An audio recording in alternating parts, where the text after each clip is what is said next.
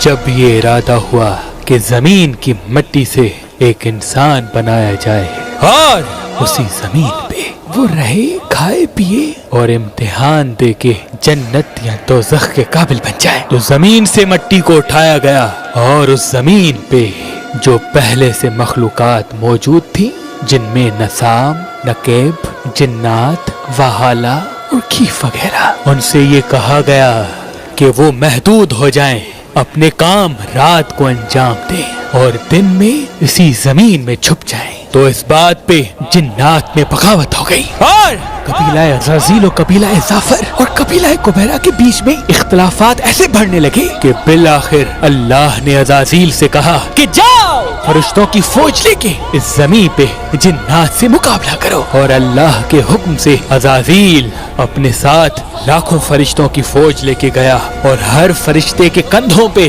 पानी के पहाड़ थे।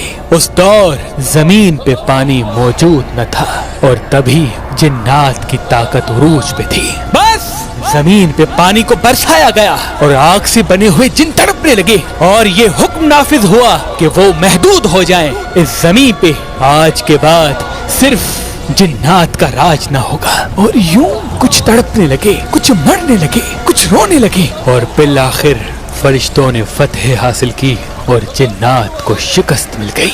लेकिन वो जो पानी के पहाड़ फरिश्ते जन्नत से लेके जमीन पे आए थे, वो जन्नत का पानी जमीन पे फैल चुका था और यूं उस पानी ने समंदर की शक्ल इख्तियार कर ली। और तब से वो समंदर का पानी सूरज की गर्मी से फिजा के तवस्सुत से आसमान पे आता है और पूरी जमीन पे बारिश बरसाता है। और वही पानी कभी सर्दी से जम जाता है तो कभी गर्मी से पिघल जाता है और उसी पानी से फिर अल्लाह ने इसी जमीन पे सब्जा उगाया।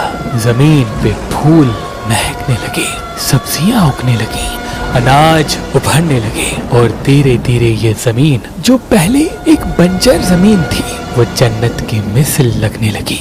और इसी पानी के राज को अल्लाह ने ये हद रखी कि जब तक ये पानी होगा तब तक जिन्नात की ताकत इंसानों पे हावी नहीं होगी। तभी अगर किसी इंसान पे जिन कभी कभार हुलूल कर भी ले तो उसको पानी तभी मारा जाता है क्योंकि पानी से जिन तड़प उठते हैं। और इस पानी से एक वादा लिया गया कि अनकरीब अल्लाह एक मखलूक बना चुका है जिसको अशरफुल मखलूकात के लक़ब से नवाज चुका है। उस मखलूक को इस जमीन के सीने पे उतारेगा और उसकी जिंदगी इसी पानी के सबब बढ़ाएगा। पानी को ये हुक्म दिया गया कि वो एक महदूद वक्त के लिए इस जमीन पे ठहरा रहे। लेकिन जब शैतान ने उस अशरफुल मखलूकात को सजदा करने से इनकार कर दिया तो जिन्नात में फिर से बगावत हो गई और शैतान ने अल्लाह से ये कहा कि ऐ मेरे खालिक, तू मुझे इतनी इबादत का सिला क्या दे रहा है?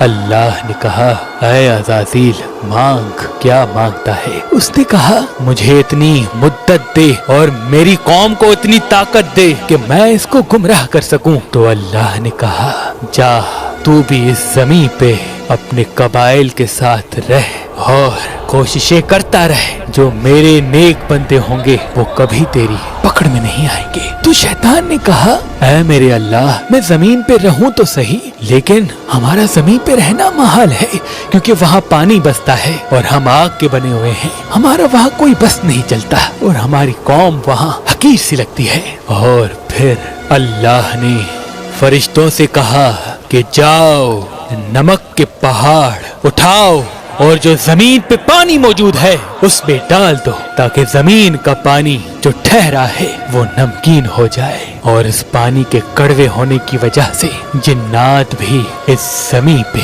अपनी हुकूमत कर सकें।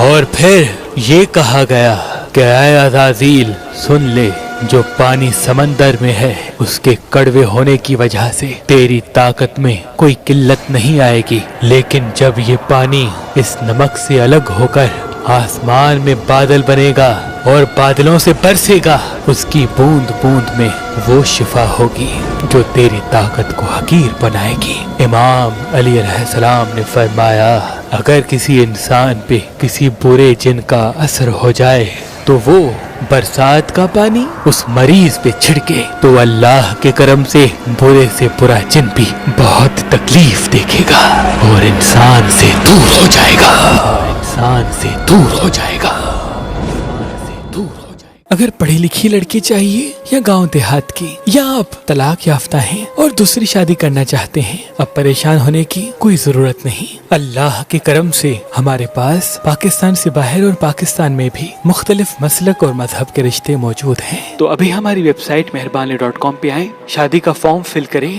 اور اپنے لیے ایک اچھا رشتہ حاصل کریں۔ آپ اپنے لیے ایک اچھا رشتہ ہماری اپلیکیشن مہربان علی جو گوگل پلے اسٹور اور آئی فون ایپ اسٹور پہ موجود ہے ان سے بھی حاصل کر سکتے ہیں۔ مزید معلومات کے لیے ہمارے نمبر پہ کال کریں۔ اللہ آپ کو سلامت رکھے، اللہ آپ کو سلامت رکھے، اللہ آپ کو سلامت رکھے۔